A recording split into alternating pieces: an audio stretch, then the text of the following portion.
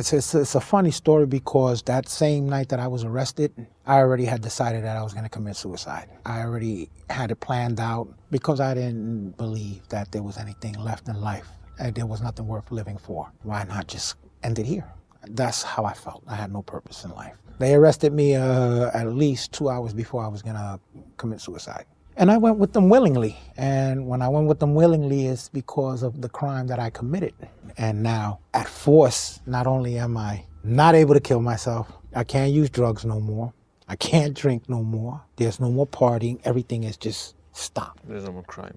No more crime. You're just stuck in a space where you can get into trouble there, or you could do what Allah blessed me to do, was think.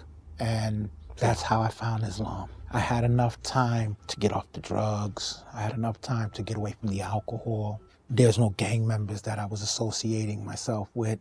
I started getting clean. I started looking at where I went wrong. And then I started starting at a point it was like, okay, now I know why I feel the way I feel. Now I got to face everything I did. Now I start feeling guilty. Now I start feeling bad. It was hard. It was hard because all of these things that you wanted to do, that you had in play, stopped.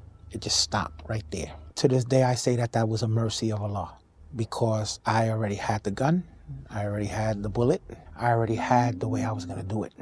What I didn't have in plan was the police coming and knocking at the door and me opening up the door. And I was arrested that day, and I never saw my home until 3 years later. It was an experience that I can say that if it had to happen again to get the same results that I was going to find Allah, I'd do it again. Because that's where Allah's message spoke to me.